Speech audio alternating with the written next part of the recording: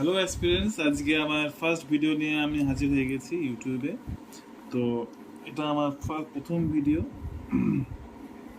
সামনে কলকাতা কনস্টেবল এবং West Bengal police কনস্টেবলের দুটো পদ জন্য ফর্ম ফিল আপ শেষ হয়ে গেছে কদিন আগেই, এবং অনেকেই প্রস্তুতি শুরু করে দিয়েছো আমি জানি। তো এখানে আমি শুধু ম্যাথটাই করাবো এবং ফ্রি অফ কস্ট থাকবে। অনেকেই অনেক জায়গায় প্রস্তুতি নিচ্ছ, তো তার সাথে সাথে আমার ভিডিওগুলো দেখবে। আমি এটাকে কনসেপ্ট ক্লিয়ারিং হিসাবে ভিডিওগুলো আমি আপলোড করব। তো আমরা জানি যে সবাই জানি ম্যাথে ওয়েস্ট বেঙ্গল কনস্টেবলের ম্যাথের জন্য কত 25 নম্বর থাকে। তো সেই 25 নম্বরের জন্য যেহেতু এবার পরীক্ষার সিস্টেমটা একটু চেঞ্জ করা হয়েছে, তো এখানে ম্যাথ এবার একটাই পরীক্ষার সিস্টেম থাকবে, একটাই আগে প্রিলিমিনারি দুটো হতো, এবার একটাই হবে, মেন্সই হবে শুধু, এবং ম্যাথ থাকে 25 নম্বর। তো সেই ম্যাথ যেহেতু 25 নম্বর থাকবে, তো ওইখানে একটা ফ্যাক্টর হয়ে দাঁড়াবে, ম্যাথটা খুব একটা মেজর ফ্যাক্টর হিসেবে দাঁড়াবে। কারণ ম্যাথ না পারলে তুমি কোয়ালিফাই করতে পারাটা খুবই কঠিন হয়ে দাঁড়াবে। তো সেদিক থেকে ম্যাথটা আমি বলবো একটা মেজর পার্ট, মেজর ভূমিকা পালন করবে এই পরীক্ষায়। তো আজকে আমি স্টার্ট করছি ম্যাথের ক্লাস শতকরা দিয়ে, পার্সেন্টেজ দিয়ে। এই জন্যই পার্সেন্টেজ দিয়ে শুরু করছি পার্সেন্টেজ চ্যাপ্টার দিয়ে। কারণ পার্সেন্টেজ চ্যাপ্টার হচ্ছে সমস্ত যে চ্যাপ্টার আছে সব চ্যাপ্টারের মধ্যেই পার্সেন্টেজ এর প্রবলেমগুলো দেওয়া থাকে। তো পার্সেন্টেজ যদি মোটামুটি কনসেপ্ট তোমার ক্লিয়ার থাকে, তো বেশিরভাগ যে 70-80% প্রবলেমগুলো পার্সেন্টেজ ওরিয়েন্টেড আসে বিভিন্ন চ্যাপ্টারের ভিতরে, সেগুলো তুমি খুব ইজিলি করতে পারবে।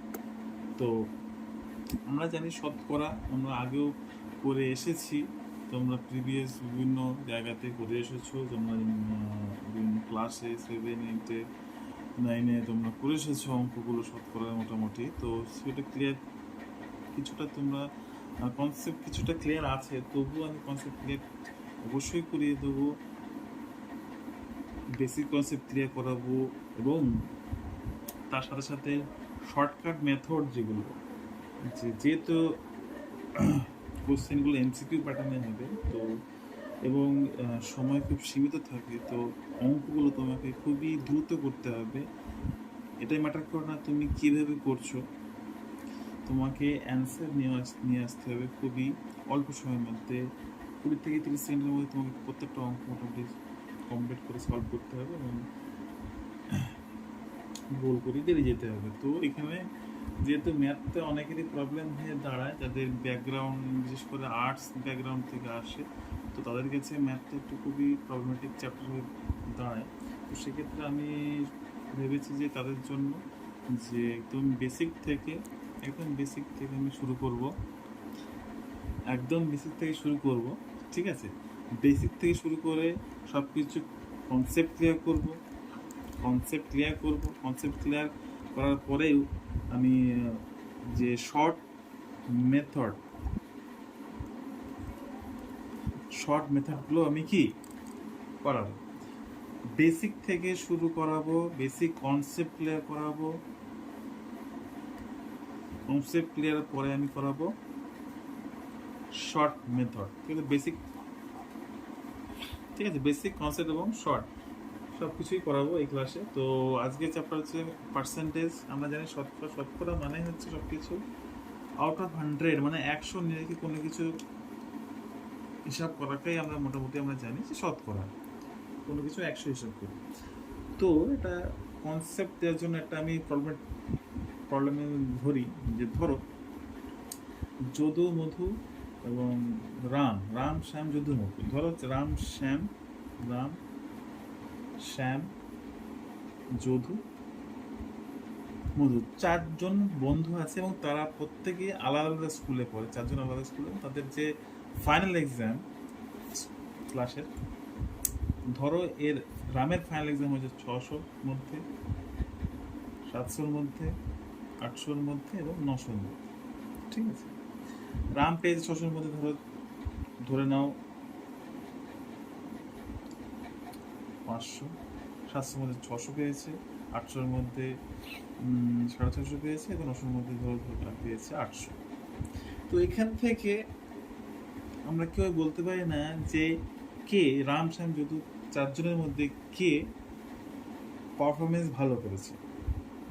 তো এইখানে আসছে পার্সেন্টেজ অর্থাৎ শতকরার কনসেপ্ট।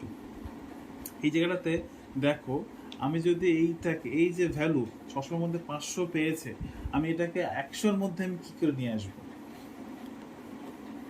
500 পেয়েছে 600-র মধ্যে, তার সাথে গুণ করবো 100, তাহলে 500 ভাগ 600, 8 8 48,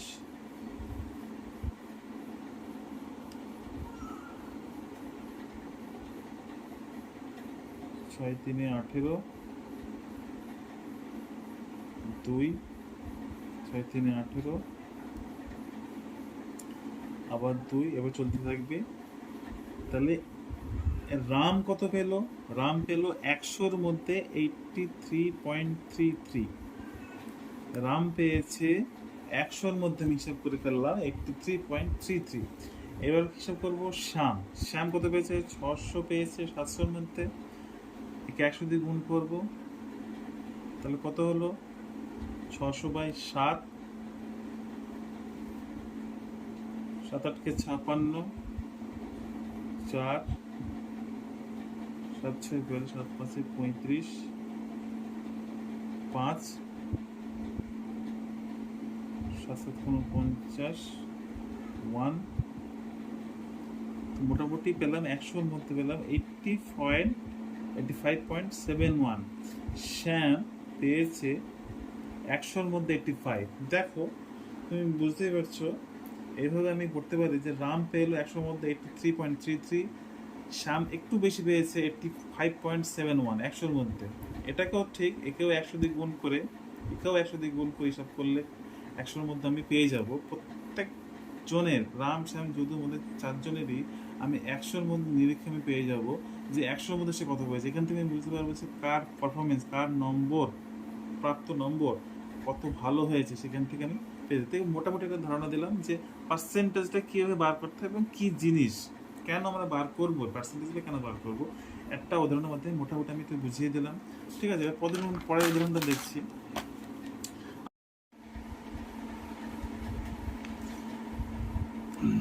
অনেক প্রবলেমে দেখবে যে বলবে যে দ্রব্যের মূল্য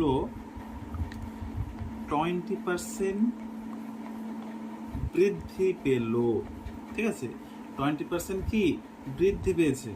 এই জায়গাটা যদি একটা কনসেপ্টের ছোট্ট শর্ট একটা আমি শর্টকাট শিখিয়ে দিই। 20% মানে 20% মানে হচ্ছে 1/100, মানে 20/100। যদি আমি কাটাকুটি করি 2 5, তাহলে 1/5। ভালো করে খেয়াল করো, উপরটাকে আমরা বলি ভগ্নাংশের লব, নিচেটাকে বলি আমরা হর। নিচে যে 5টা আছে হরে যে 5টা আছে সেটা হচ্ছে মূল্য, বলবো পূর্ব মূল্য। কি মূল্য? পূর্ব মূল্য, আগের দাম। আর উপরে যে একটা 1 আছে, যেটা লবে আছে 1, সেটা হচ্ছে তার বৃদ্ধি। 5 টাকা যদি তার পূর্ব মূল্য হয়, 1 টাকা তার বৃদ্ধি। মানে আগে ছিল, দাম ছিল 5 টাকা, দাম বেড়েছে 1 টাকা, তাহলে বেড়ে কত হয়েছে? বেড়ে হয়েছে ক টাকা? 6 টাকা বেড়ে হয়েছে, 1 টাকা বৃদ্ধি পেলো। আগে ছিল 5 টাকা, বাড়লো 1 টাকা, তাহলে বেড়ে কত হলো? 6 টাকা। এই জিনিসটা একটু মাথায় রাখবে, পরবর্তী অঙ্কতে এগুলো কাজে লাগবে। তো এইবার যে শর্টকাট বা থিওরিগুলো মোটামুটি একটা কনসেপ্ট দিলাম যে পার্সেন্টেজটা কি, কেন ইউজ করি এবং কোন কোন জায়গায় আমরা ইউজ করি। ঠিক আছে, আর একটা পার্সেন্টেজ একটা জিনিস বলে দিই, তোমরা জানো অলরেডি, তবুও আমি বলে দিই। অনেক সময় কি হয় যে পার্সেন্টেজ বার করতে হলে কি করতে হয়, সবসময় 100 দিয়ে গুণ করতে হয়, এটা মাথায় রাখবে। ঠিক আছে, যখন আমি পার্সেন্টেজ বার করব, আগের যে উদাহরণটা দিলাম সেখানে দেখিয়ে দিলাম যে একজন 600-র মধ্যে 450 পেয়েছে, এটাকে যদি পার্সেন্টেজে অর্থাৎ শতকরাতে কনভার্ট করতে চায়, তার সঙ্গে করে দেবো গুণ 100। এইটা মাথায় রাখবে। যখনই কোনো জিনিসকে আমি পার্সেন্টেজে কনভার্ট করব, তার সাথে 100 গুণ করেই হবে। ঠিক আছে?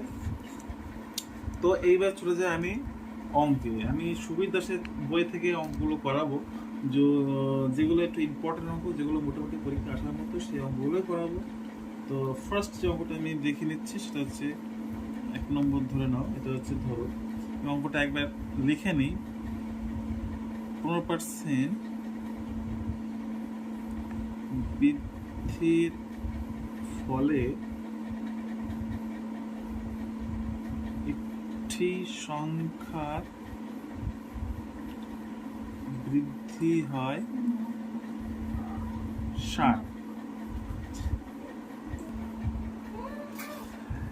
ফার্স্ট যে প্রবলেমটা আছে শতকরা আছে 15% বৃদ্ধির ফলে একটি সংখ্যা বৃদ্ধি হয় 60, তার প্রকৃত সংখ্যাটি কত আমাকে বার করতে হবে। তো জিনিসটা খুবই সহজ। এখানে আমি ভালো করে জিনিসটা খেয়াল রাখো। এই অঙ্কটা আমি 2 রকম পদ্ধতিতে করিয়ে দেবো। ঠিক আছে? প্রথম যে ফার্স্ট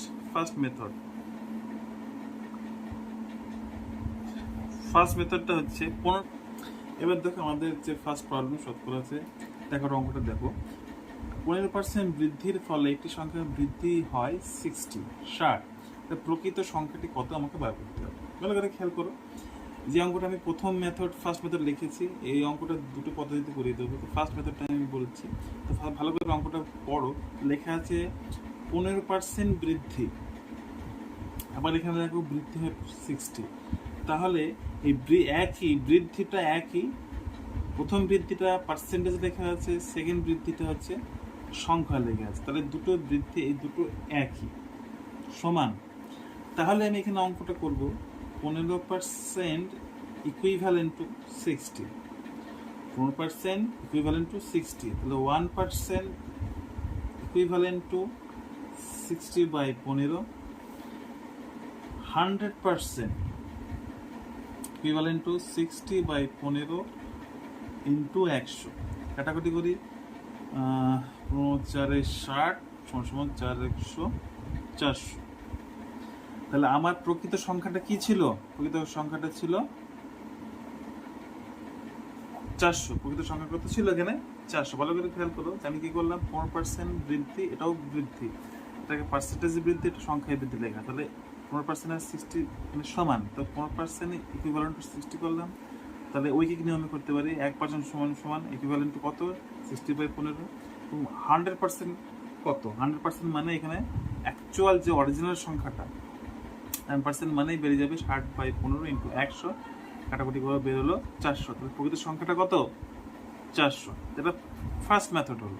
সেকেন্ড মেথডটা কি? সেকেন্ড মেথডটা খুবই সহজ, তোমরা সবই জানো।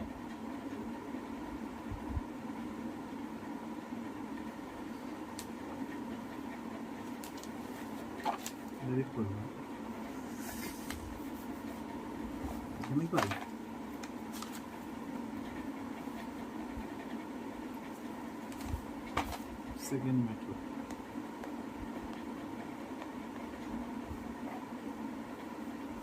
সেকেন্ড মেথড কি বলেছে? 15% বৃদ্ধি হচ্ছে, কি হচ্ছে? 15% বৃদ্ধি।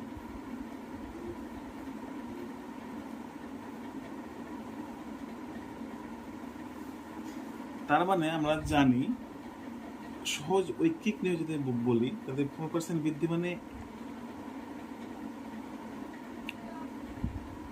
100-তে, অর্থাৎ 100 যদি তার প্রকৃত সংখ্যা হয়, 100-তে তার বৃদ্ধি হচ্ছে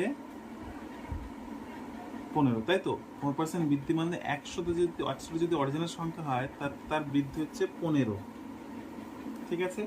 এবার আমি এখানে অঙ্কতে বলা আছে যে 60 বলেছে, 60 তার বৃদ্ধি। তার মানে এইখানে এইটাকে আমি ঠিক লিখবো 15 বৃদ্ধি যখন প্রকৃত সংখ্যা সমান 100। এক বৃদ্ধি, তার প্রকৃত সংখ্যা আছে 100/15। 60 বৃদ্ধি, প্রকৃত সংখ্যা কত?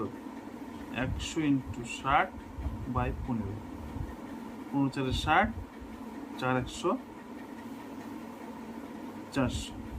তাহলে আমার প্রকৃত সংখ্যা কি বেরোলো? 400। তাহলে প্রকৃত সংখ্যা কি বেরোলো আমার? 400। তাহলে দেখো বোঝ ব্যাপারটা, এখানে আমি বলেছি 15% বৃদ্ধি। 15% বৃদ্ধি মানে কি?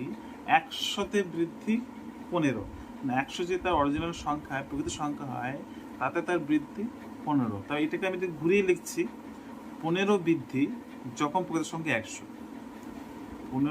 15 বৃদ্ধি হচ্ছে যখন তার প্রকৃত সংখ্যা 100। এক ঐকিক নিয়মে 1 বৃদ্ধি তার যখন প্রকৃত সংখ্যা 100/15। আমাকে বলে দিয়েছি বৃদ্ধি বলেছে 60, তাহলে 60 যখন বৃদ্ধি তার প্রকৃত সংখ্যা কত? 100/15 × 60 কাটাকুটি করলে বেরিয়ে যাচ্ছে আমার প্রকৃত সংখ্যা কত?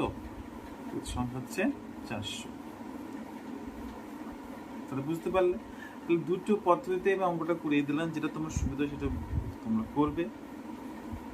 দুটোই খুব সহজ পদ্ধতি। আমি বলবো প্রথম ফার্স্ট মেথডটাকে একটু প্র্যাকটিস করতে, এটা খুবই শর্টকাট মেথড।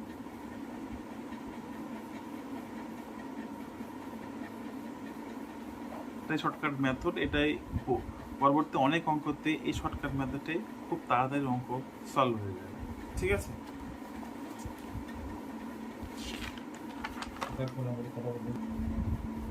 এবার আমরা চলে এসেছি আমার সেকেন্ড প্রবলেম শতকরা। তো দেখো অঙ্কটা দেখো, বলেছে 75-এর সাথে কোনো সংখ্যার 75% যোগ করলে উত্তর সেই সংখ্যাটি হয়। বা করতে হবে সংখ্যাটি কত। এই কোশ্চেনটা সিজিএল 2002 এসছে, ইম্পর্টেন্ট অঙ্ক। তো এখানে খুবই সোজা অঙ্ক, দেখতেই পাচ্ছ। এই অঙ্কটা আমি এক্স ধরেই করব, এতে এক্স ধরে করলে এটা খুব সুবিধা হবে। ভালো করে দেখো যে 75-এর সঙ্গে কত যোগ করলে, 75-এর সাথে কোনো সংখ্যার এত যোগ করলে 75%, মানে দেখো বলে 75-এর সাথে কত যোগ করব, কোনো সংখ্যা, আমি ধরে নিই সংখ্যাটা এক্স, সংখ্যার 75% মানে 75/100 যোগ করলে কি বলছে? যোগ করলে যে উত্তরটা বেরোবে, যে উত্তরটা বলছে সেই সংখ্যাটি হবে। কোন সংখ্যাটা? যে সংখ্যাটা আমি ধরেছি, মানে এক্স। এটা তৈরি হয়ে গেল সমীকরণ। ভালো করে ব্যাপারটা বুঝে নাও। কি বলেছে? 75-এর সাথে কোনো সংখ্যা, এখানে কোনো সংখ্যার আমি ধরে নিয়েছি এক্স। 75-এর সাথে এক্স এর 75% যোগ করব। 75-এর সাথে এক্স এর 5%, এর মানে হচ্ছে সংখ্যার, সবসময় এর মানে আমরা জানি এর মানে হচ্ছে গুণ। এর মানে হচ্ছে গুণ। তাহলে এখানে সংখ্যার এর আছে, তাহলে এক্স এর 75 মানে এক্স গুণিত 75/100। 75-এর সাথে যোগ করব এক্স এর 75%। কি বলেছে? যোগ করলে যে যোগফল হবে, মানে সমান চিহ্ন হবে, উত্তর যেটা বেরোবে সেটা কি? কোন সংখ্যা? সেই সংখ্যাটি, যে সংখ্যা আমি ধরেছি, মানে এক্স, তাই হবে। তৈরি হয়ে গেল সমীকরণ। আমি সমীকরণটাকে আমি কি করব? সলভ করব। সলভটা তোমার নিজের মতো করতে পারো, কোনো অসুবিধা নেই।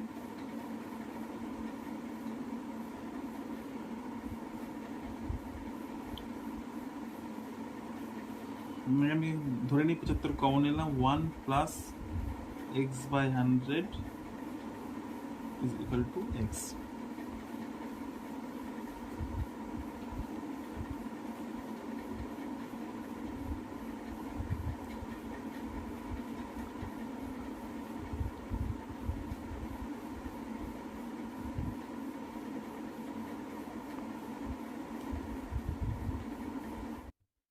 ভালো কথা, সমীকরণটা আমি লিখলাম। সমীকরণ লেখার পর কি করলাম? জাস্ট ক্যালকুলেশন করব, নিজের মতো করবো। আমি নিজের মতো করছি। 75 কমন নিলাম, 1 + x/100 হলো = x। এখানে লসাগু করো, 100 লসাগু, তা 100 + x = x। এখানে আমি কি করলাম? 100 দিয়ে গুণ করলাম, উভয় পক্ষকে কি করলাম? 100 দিয়ে গুণ করলাম। তাহলে কি হচ্ছে? এখানে 100 কেটে যাচ্ছে, এখানে ডান দিকে 100 গুণ হয়ে যাবে। ভালো করে খেয়াল করো, আমি উভয় দিকে 100 দিয়ে গুণ করলাম। উভয় দিকে কি? ডান দিক বাম দিক উভয় দিকে আমি 100 দিয়ে গুণ করেছি। কিন্তু যদি 100 দিয়ে গুণ করি, তাহলে 100 কেটে যাচ্ছে, আবার উভয় এদিকে 100 গুণ করলে 100x হলো। ঠিক আছে? এইবার জাস্ট গুণ। ভালো করে খেয়াল করো, 100x হলো, এদিকে 75 × 100 মানে 7500 এবং 75x। এটাকে বাঁ দিকে নিয়ে আসো, তাহলে কি হয়? যদি সমান চিহ্ন যদি এদিকে নিয়ে হয়, তাহলে কি চিহ্ন চেঞ্জ হয়ে যায়, মানে 100 মাইনাস 75 কত 25, তাহলে 25x ইকুয়াল টু 7500। তাহলে x ইকুয়াল টু 7500 বাই 25, 375 মানে 300। তাহলে আমার প্রকৃত সংখ্যাটা কি আসলো? সংখ্যাটি চলে এসেছে 300। এর কোনো কোনো রকম শর্টকাট মেথড অ্যাপ্লাই করে নিন, জাস্ট সিম্পল ক্যালকুলেশন যেটা তোমরা আগেও করেছো, করে এসেছো ক্লাসে। জাস্ট ইকুয়েশনটা জাস্ট তৈরি করেছি, ভালো করে খেয়াল করো, অঙ্কটা ভালো করে পড়তে হবে। জাস্ট অঙ্কটা ভালো করে পড়ো, কি বলেছে জাস্ট। ইকুয়েশন তৈরি হয়ে গেলে ক্যালকুলেশন অটোমেটিক হয়ে যাবে এবং সমাধানও হয়ে যাবে। জাস্ট ভালো করে ক্যালকুলেট কি বলেছে, 75-এর সাথে কোনো সংখ্যার 75% যোগ করলে যে উত্তরটা পাবো সেটা আছে সেই সংখ্যাটিই হয়। ওই সংখ্যাটি কত? তাহলে 75-এর সঙ্গে যোগ করব, ঠিক আছে? 75-এর সঙ্গে যোগ কোনো সংখ্যা, আমি সংখ্যা ধরে নিচ্ছি এক্স, তার 75% মানে তার গুণ 75%, 75-এর সঙ্গে যোগ করব কত? এক্স এর 75%। কত আসবে উত্তর? উত্তর আসবে সেই সংখ্যাটি, যে সংখ্যাটা আমি ধরেছি, এক্স আসবে। জাস্ট ক্যালকুলেশন করে নামিয়ে চলে যাবে, এক্স এর মান চলে আসবে 300। এটাই হচ্ছে উত্তর, সংখ্যাটি কত সেটাই। আমাদের 3 নম্বর প্রবলেম চলে এসেছে, দেখো। সুবিদাসের বই থেকে, এটা সুবিদাসের বইয়ে তোমরা পাবে, এটা 12 নম্বর অঙ্ক। এখানে আবার 3 নম্বর আসছে, অ্যাকচুয়ালি সুবিদাসের বই এটা 12 নম্বর। এটা ডব্লিউবিসিএস প্রিলিতে এসছে, এটা ডব্লিউবিসিএস প্রিলিতে 2012-তে এসেছিল, ঠিক আছে? এটা খুব নতুন এবং ভালো অঙ্ক। এই প্রবলেম গুলো যদি আসে অনেকেই ঘাবড়ে যায়, তো ওই অঙ্কগুলো যারা নর্মালি করতে যায় তো অনেক বড় হবে, তো আমি একটু শর্টকাটেই করাবো। তো খুবই ইজি অঙ্ক। তো ভালো করে দেখো, অঙ্কটা পড়ো আগে। লেখা আছে অরুণের আয়, বরুণের থেকে 30% বেশি হলে বরুণের আয় অরুণের থেকে কত কম, মানে কত পার্সেন্ট কম, ঠিক আছে? কত পার্সেন্ট কম হবে, ঠিক আছে? তো ভালো করে খেয়াল করো, অরুণের আয় বরুণের থেকে বলেছে বেশি, অরুণের আয়টা বরুণের থেকে বলেছে বেশি। তাহলে এখানে আমি ভালো করে দেখো, 30% আমি লিখছি। আমরা জানি 30% মানে যে 30/100, মানে 3/10।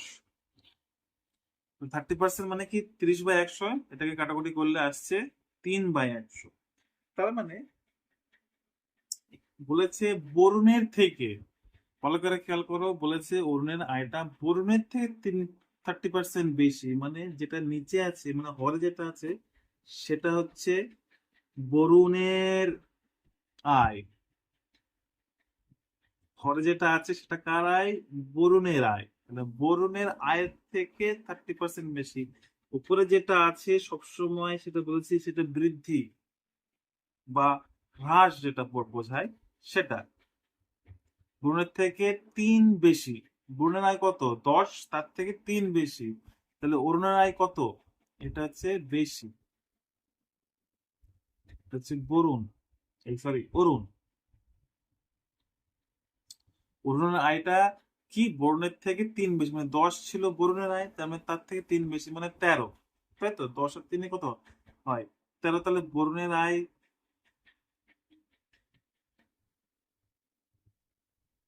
হচ্ছে 10,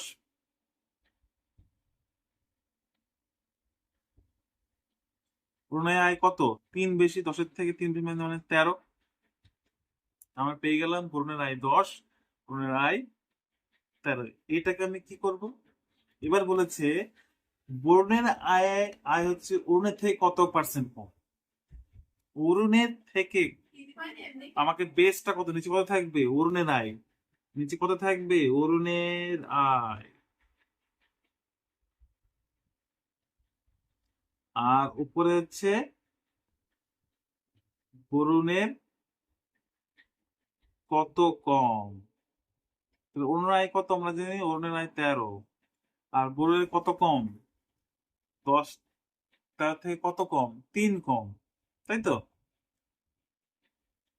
বরুণের আয় বরুণের থেকে কত কম?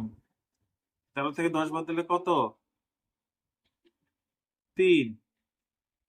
নিচে লিখবো কত? যেহেতু বলে দিয়েছে, দেখো কোশ্চেনটা ভালো করে পড়ো, বরুণের আয়টা বলে জিজ্ঞাসা করেছে অরুণের থেকে কত কম? নিচে থাকবে অরুণ, নিচের কার আয় থাকবে? নিচে থাকবে অরুণের আয়। অরুণের আয় কত? 13। আর বরুণের আয় কত? 10। তাহলে কত উপরে থাকবে কত? ওই লব সবসময় থাকে কম বা বেশি। যেহেতু আমাকে জিজ্ঞেস করছে কত কম, তো জাস্ট কমটা লিখবো। তাহলে বরুণের আয় অরুণ থেকে কত কম? 3 কম, তাহলে 3।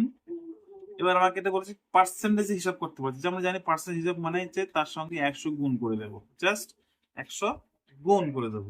দেখো ভালো করে খেয়াল করো, 3 100 300 বাই 13, জাস্ট ডিভিশন করবো, ভাগ করে দেবো। 13 দিয়ে 26, শূন্য নিলাম 40, 3 13 39, 1 শূন্য আসলো, 10 হলো, আবার একটা শূন্য দিয়ে 1 হলো। এটা চলতে থাকবে। তো আমি নেব জাস্ট দশমিক বা দুটো সংখ্যা অব্দি নেব। দশমিকের কত সংখ্যা নেব? দুটো সংখ্যা। যেহেতু এটা এমসিকিউ, তো অপশন তোমাকে থাকবে। অপশন এখানে যখনই মিলে যাবে জাস্ট ওখানে ডিভিশনটা, ভাগটা বন্ধ করে দেবে। তো উত্তর অলরেডি চলে এসেছে। উত্তর হচ্ছে 23.07%। 23.07% কম। ক্লিয়ার হলো জিনিসটা? আরেকবার বুঝিয়ে দিই বা অঙ্কটা একবার বলে দিই, আরেকবার জিনিসটা ক্লিয়ার করে দিই। ভালো করে অঙ্কটা পড়েছে। দেখো অরুণের আয় বরুণের থেকে 30% বেশি। বরুণের থেকে বেশি, তাহলে যার থেকে বেশি সেই সবসময় নিচে থাকবে। যার থেকে বেশি বা যার থেকে কম সেই সবসময় কি থাকবে? নিচে থাকবে। 30% মানে 30/100 কাটাকুটি করলে 3/1, 10। তার মানে যার থেকে, বরুণের থেকে বলতে মানে বরুণ নিচে থাকবে। তাহলে 10টা হচ্ছে, হরটা হচ্ছে বরুণের, বরুণের আয় 10। আর বেশি বলেছে কত? বেশি সবসময় অরুণের, মানে 3 হচ্ছে অরুণের বেশি। 3 বেশি, বরুণের থেকে 3 বেশি, মানে 10-এর থেকে 3 বেশি। যেহেতু বরুণের আয় 10 এবং বরুণের আয় 3 বেশি, মানে 13 হলো। এবার আমাকে কোশ্চেন জিজ্ঞেস করেছে বরুণের আয়টা অরুণের থেকে কত কম। যেহেতু বলেছে আবার কোশ্চেন জিজ্ঞেস করছে অরুণের থেকে, যার থেকে সে সবসময় নিচে থাকবে। যেহেতু অরুণের থেকে, তাহলে অরুণের আয়টা সবসময় নিচে থাকবে। অরুণের আয় কত? 13। অরুণের আয় কত? 13। বরুণের কত কম?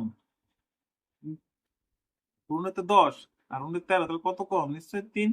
তাহলে উপরে 3, নিচে 13, এবং তার সঙ্গে সবসময় 5, যেহেতু পার্সেন্টেজ আমাকে হিসাব করতে বলেছে, তার সঙ্গে সবসময় গুণ হয়ে যাবে 100। জাস্ট ডিভিশন করে ভাগ করে দশমিক আনসার চলে আসবে। খুবই সোজা অঙ্ক।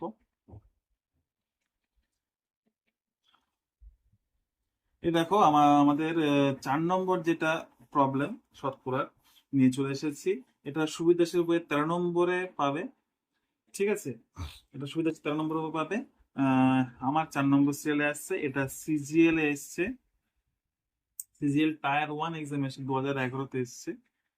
ঠিক আছে, যাদের যাদের সুবিধাশীল বই আছে তারা বুঝবে। এটা 13 নম্বর সিরিয়ালে আছে সুবিধাশীল বই। ঠিক আছে, এবং অঙ্কটা আমি দেখো ভালো করে দেখো কি বলেছে। চিনির মূল্য কি বলেছে দেখো, অঙ্কটা ভালো করে পড়ো। দেখো বলেছে চিনির মূল্য 20% বাড়লো, 20% বাড়লো। এইবার খরচ অপরিবর্তিত রাখতে হলে দ্রব্যের ব্যবহার কত পার্সেন্ট, ঠিক আছে, কত পার্সেন্ট কমাতে হবে। ঠিক আছে, এটা আমি ফার্স্ট আমি কনসেপ্ট ক্লিয়ারিং মেথড আমি করাবো।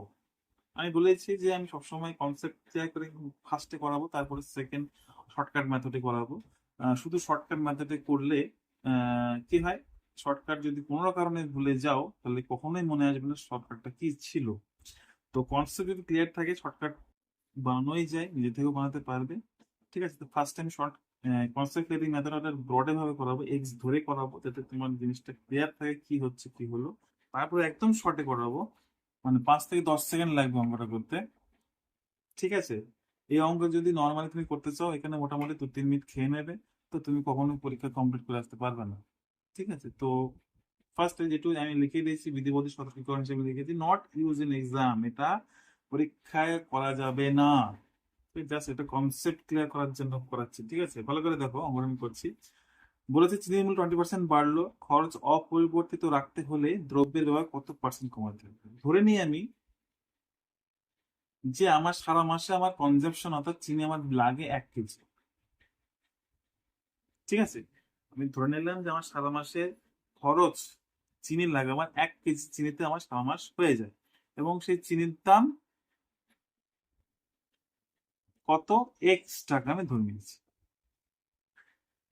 আমার 1 কেজিতে ধরে নাও আমার সারা মাসে আমার 1 কেজি তো হয়ে যায় এবং সেই 1 কেজির দাম এক্সট্রা। ঠিক আছে, এইবার বলছে যে চিনির মূল্য 20% বাড়লো। তাহলে চিনির মূল্য কত বাড়লো? 20%। চিনির দাম কত এখন? এক্স টাকা। তাহলে এক্স গুণিত 20% বৃদ্ধি। ভালো করে খেয়াল করে এই জায়গাটা আমি জিনিস আমি ক্লিয়ার করবো। অনেকেই জিনিসটা প্রবলেম কম করে, যে অনেকেরই মানে ক্লিয়ার থাকে না কনসেপ্ট গুলো। যে অনেকেই দেখবে বইয়ে দেখবে বৃদ্ধি পেলো, তার সঙ্গে এক্স গুণ 120 বা 100 করে দেয়। ঠিক আছে, কিন্তু 100 কেন 20 করলাম?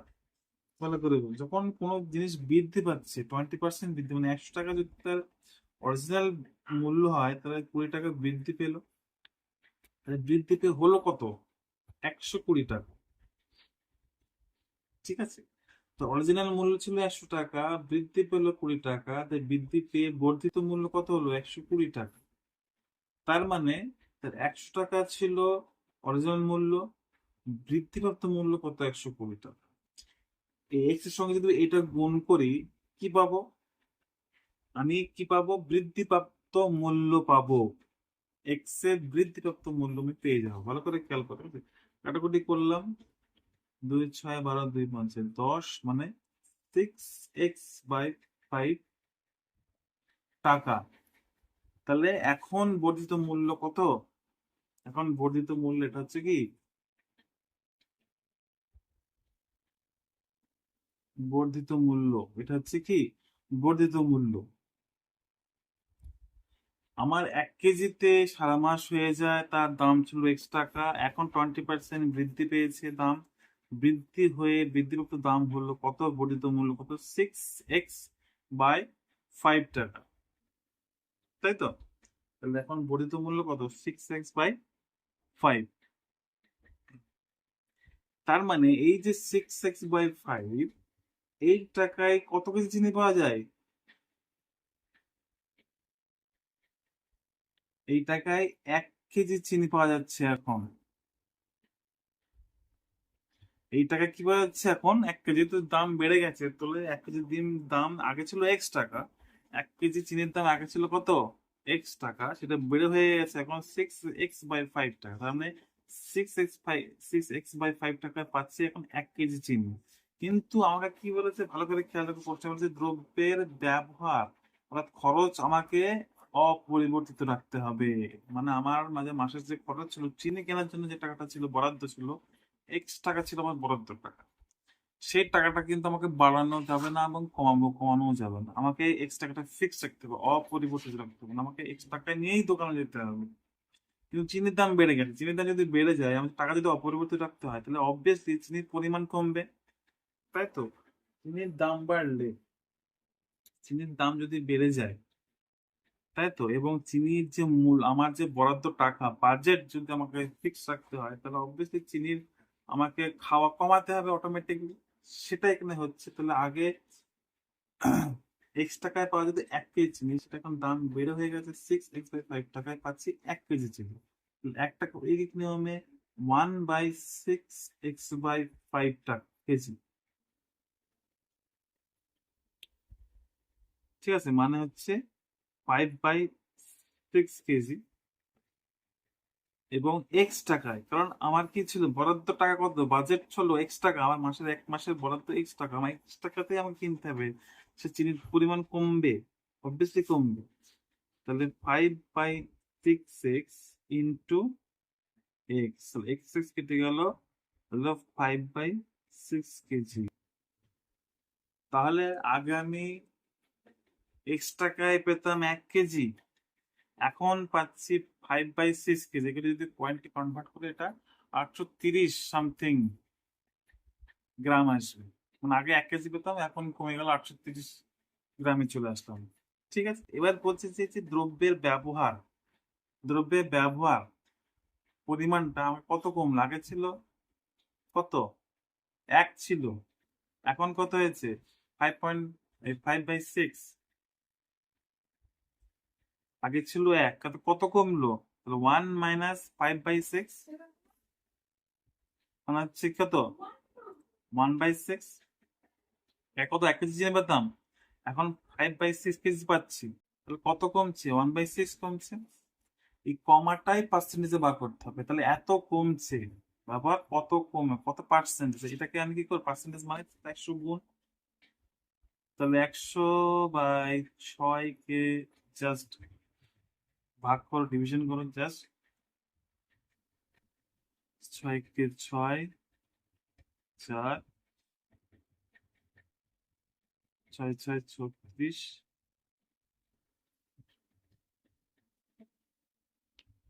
তাহলে এখানে আসছে 16×4=6, 2×2=4, 2×3=6, 16×2=3%।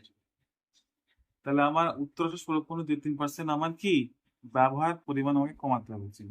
তো এটা হচ্ছে আমাকে কনসেপ্ট ক্লিয়ারিং মেথডে করালাম, জাস্ট অঙ্কটা বোঝানোর জন্য যে কিভাবে আমি অঙ্কটা হচ্ছে অঙ্কটা অ্যাকচুয়ালি। তো এটা শর্টকাট মেথড হচ্ছে 3-4 সেকেন্ড অঙ্ক হয়ে যাবে। তো ফার্স্ট মেথডটা একবার দেখে নাও, ভিডিও পজ করে দেখে নাও।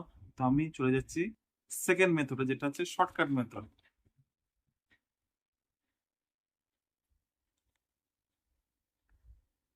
শর্টকাট মেথডে চলে যাচ্ছে, ভালো করে দেখো। বলো যে 20% তার দাম বৃদ্ধি পাচ্ছে, 20% বৃদ্ধি পাচ্ছে, ঠিক আছে। তা 20% মানে কত? 20/100, মানে হচ্ছে 1/5, ঠিক আছে। তার মানে আমরা বলেছি, আগেই বলেছি, যেটা নিচে থাকবে হর, যেটা পূর্ব মূল্য, এখন এক হচ্ছে বৃদ্ধি। তাহলে আগের পূর্ব মূল্য দাম ছিল 5 টাকা, বৃদ্ধি হয়েছে কত? 1 টাকা। বৃদ্ধি হওয়ার পর কত লিখো? এখন বর্তমান মূল্য কত? 6 টাকা, তাই তো। 5 টাকা ছিল, 1 টাকা বাড়লো, তাহলে হলো কত টাকা? 6 টাকা। এবার ভালো করে দেখো,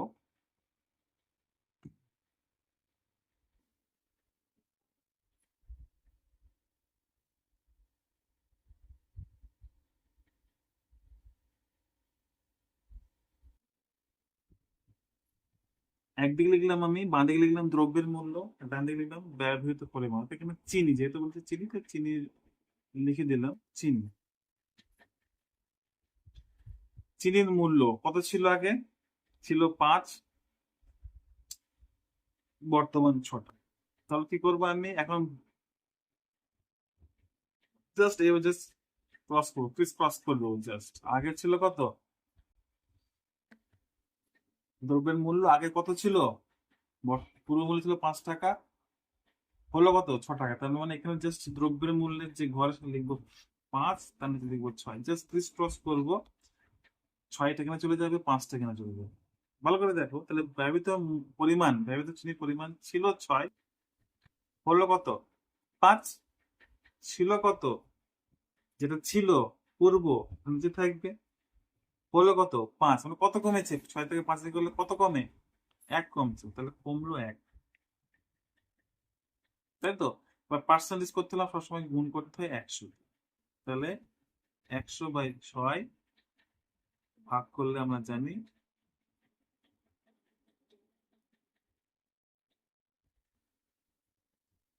16×4=6, 16×2=3%। শর্টকাট মেথড, শর্টকাট ভালো করে জিনিসটা বুঝে নাও। 3%, 20% বৃদ্ধি মানে 20/100, মানে কাটা করবো 1/5। তাহলে আমরা জানি সবসময় হরে থাকে পূর্ব মূল্য, তাহলে হর 5 আছে, পূর্ব মূল্য 5 টাকা। বর্তমান মূল্য কত? উপরে থাকে যেটা কি, সেটা সব বৃদ্ধি হয়েছে, 1 টাকা বৃদ্ধি হয়েছে, ছিল 5 টাকা, হয়েছে 1 টাকা বৃদ্ধি, তাহলে বর্তমান মূল্য কত? তাহলে 5 টাকা 6 টাকা, বর্তমান বেড়ে হয়েছে 6 টাকা। তাহলে এখানে ছক করবো দ্রব্যের মূল্য, আর পাশে লিখবো ব্যবহৃত পরিমাণ, কত পরিমাণ চিনি যাচ্ছে। দ্রব্যের মূল্য ছিল 5, তার নিচে লিখবো 6, আর ব্যবহৃত জাস্ট ক্রিস ক্রস, 6টা যাবে উপরে, 5 যাবে নিচে। তাহলে ব্যবহৃত চিনির পরিমাণ আগে ছিল 6 পরিমাণ চিনি বার করতাম, এখন সেটা কমে 5 করছে। তাহলে আগে ছিল যত সময় জানি পূর্ব মূল্য সময় হরে থাকে পূর্ব মূল্য, তাহলে হরে পূর্ব মূল্য কমেছে কত? 6 থেকে করলে কমে কত? 1 কমে, তাহলে উপরে কমেছে 1, তাহলে তার পার্সেন্টেজ বা গুণ 100 করতে হবে, তাহলে 100/6 করলেই 16.23% উত্তর বেরিয়ে যাবে। জাস্ট দেখে নাও, খুবই শর্টকাট মেথড, খুব সহজ মেথড। এই মেথডটা রিকমেন্ডেড মেথড, এদের মেথডটাই অঙ্ক করবে এই ধরনের অঙ্ক যদি আসে। ঠিক আছে, এতেই মনে হচ্ছে 100 ভিউ চলে আসবে, 100-200 ভিউ চলে আসবে, আসবে না?